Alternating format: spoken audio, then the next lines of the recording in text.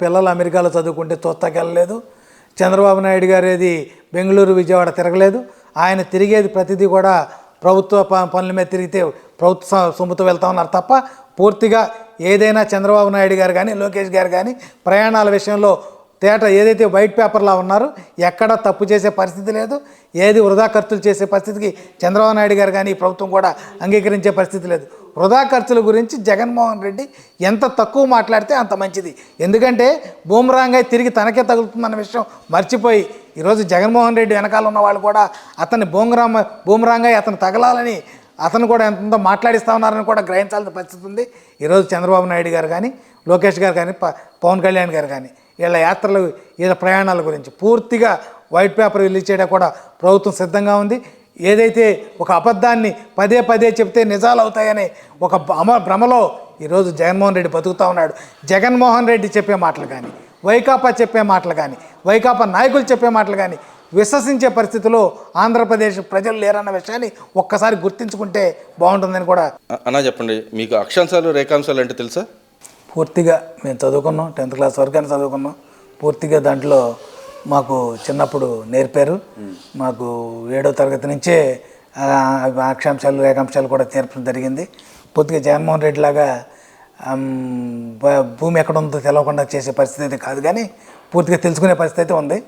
అంటే ఇక్కడ మేము ఏదైతే తెచ్చిన పట్టదారు పాస్ పుస్తకం ఉందో అది కూడా ఈ గవర్నమెంట్ మళ్ళీ దాన్నే తీసుకొచ్చి మేము గొప్ప చేసామని చెప్పుకుంటుంది. కానీ మేము 100 ఏళ్ళ నుంచి ఏదైతే అన్యాక్రాంతమైపోయిన భూములన్నీ సర్వే చేసి ఇస్తానికి మేము 40 వేల కోట్లు ఖర్చు చేసాము. అదే కదా మీరు ఇస్తున్న దీంట్లో కొత్త ఉంది, మా మీద ఎందుకు అబద్ధాలు మా మీద ఎందుకు చెబుతున్నారని చెప్పి మాట్లాడుతున్నారు. నిజంగానే మీరు అబద్ధాలు చెబుతున్నారా, లేకపోతే ఇప్పుడు పేద ప్రజలు కానీ ఎవరైతే భూమి కోల్పోయిన వాళ్ళు ఉన్నారో అన్యాక్రాంతమైన వాళ్ళు ఉన్నారో వాళ్ళు కంప్లైంట్ చేస్తే మీరు సర్వే చేస్తున్నారు? అక్కడ 4 సంవత్సరాల క్రితం 2019లో జగన్మోహన్ రెడ్డి గెలిచిన తర్వాత రాబందుల్లా ఏదైతే ఈ రాష్ట్రంలో ఉన్న భూములు ఆక్రమించుకోవడానికి తనకున్న అన్ని మార్గాల్ని వాడుకుని ఏదైతే ల్యాండ్ సర్వే పేరుతో ఈ రాష్ట్రంలో ఉన్న భూముల్ని తన తాబేదారులకి కట్టబెట్టడానికి భూమి వివాదాలని మరింత పెంచే విధంగా కూడా గతంలో సర్వే జరిగింది. సర్వే అనంతరం ఆయన తన ముఖ చిత్రంతో పట్టాలు పంచడం జరిగింది. ఎవరి భూమికి ఎవరు పట్టాలు ఇస్తారు, ఎవరి ఫోటోలతో ఇస్తారు అర్థం కాని పరిస్థితి.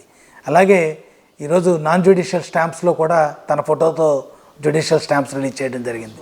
అంటే బొమ్మలు చూసుకునే పరిస్థితిలో జగన్మోహన్ రెడ్డి ఉంటే ఈరోజు భారతదేశ రాజముద్రతో ఈరోజు పట్టదారు పాస్బుక్ ప్రజల చెంతకు చేరటం జరుగుతూ ఉంది. భారతదేశ రాజముద్రే కాదు, ఆ భూమికి సంబంధించిన అన్ని రేఖాంశాల మధ్య ఎక్కడైతే ఆ భూమి ఉందో అది కూడా తెలిసే విధంగా జియో ట్యాగింగ్తో ఈరోజు పట్టదారు పాస్బుక్ ఇవ్వడం జరుగుతుంది. ప్రజలకు కూడా తన హక్కుల్ని పూర్తిగా తెలియజేయడానికి తన సరిహద్దులతో సహా ఈరోజు పట్టదారు పాస్బుక్ భారతదేశ రాజముద్రతో నీ ఆస్తికి నువ్వే హక్కుదారుడివి, నేను కాదు. మేమేదైతే చంద్రబాబు నాయుడు గారి ప్రభుత్వం మీకు జవాబుదారీగా ఉంటుంది, మీకు కాపలాదారు మాత్రమే తప్ప మీ భూములకి మేము హక్కుదారులం కాదని కూడా ఈరోజు చంద్రబాబు నాయుడు గారు రాజముద్రతో పట్టదారు పాస్బుక్లు పంపుతూ ఉన్నారు. జగన్మోహన్ రెడ్డి చెబుతూ ఉన్నాడు తన మొహంతో ఉన్న పాస్బుక్ చూపిస్తూ ఇంకొకటి రాజముద్రతో ఉన్న పాస్బుక్ చూపిస్తూ ఉన్నాడు. చిన్న విషయాన్ని తెలుసుకోలేకపోతా ఉన్నాడు. జగన్మోహన్ రెడ్డి ముందు పెట్టుకుంటేనే ఏది సహేతుమో కూడా అర్థమయ్యే పరిస్థితి కాదు. ఈరోజు జగన్మోహన్ రెడ్డికి ఒక మేనియా. ఏదైతే 2024లో ప్రజలు ఈ రాష్ట్రానికి నువ్వు పనికిరావు, ఈ రాష్ట్రానికే కాదు ఈ రాజకీయాలకు కూడా నువ్వు పనికిరావని అతన్ని ఏదైతే ప్రతిపక్ష హోదా కూడా దూరం చేస్తూ ఈ రాష్ట్ర ప్రజలు ఏదైతే అతన్ని తరిమివేయడం జరిగింది. ఇటువంటి పరిస్థితుల్లో ఇంకా జగన్మోహన్ రెడ్డి ఈరోజు ఒక మేనియాలో బతుకుతూ ఉన్నాడు.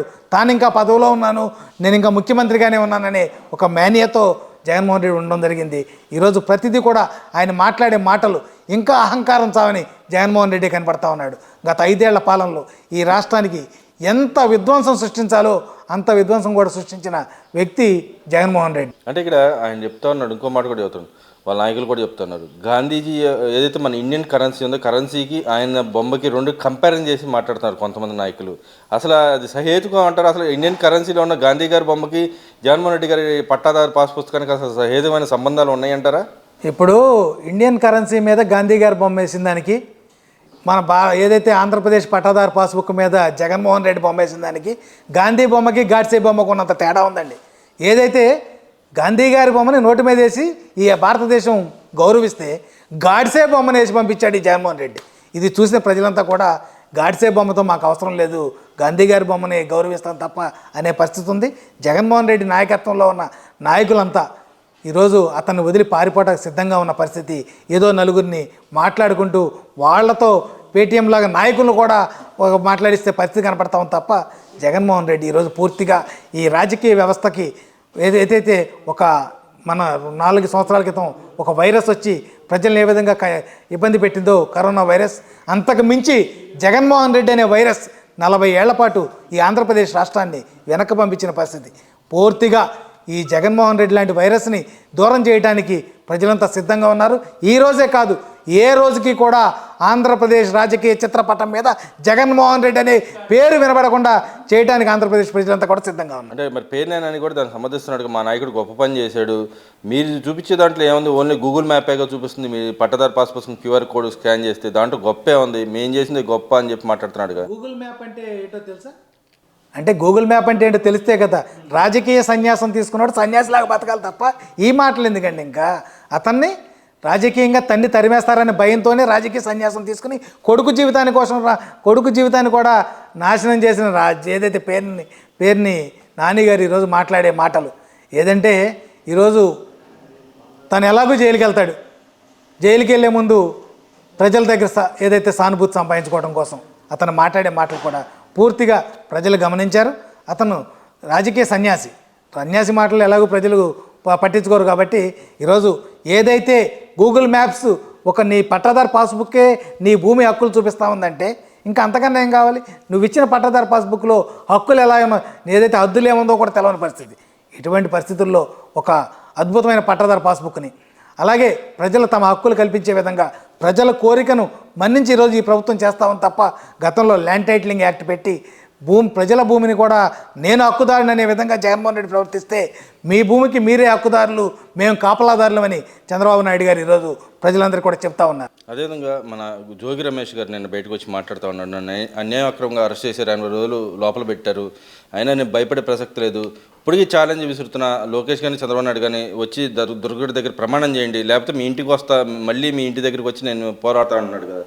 మామూలుగా మన ఊళ్ళో కుంటాడు కూర్చుంటాడు, అక్కడ నేను వచ్చానంటే నేను మామూలుగా నిలబడతా, నేను లేచానంటే నువ్వు చంపేస్తానంటాడు. అట్లాగే జోగి రమేష్ మాటలు కూడా అలాగే ఉన్నాయి.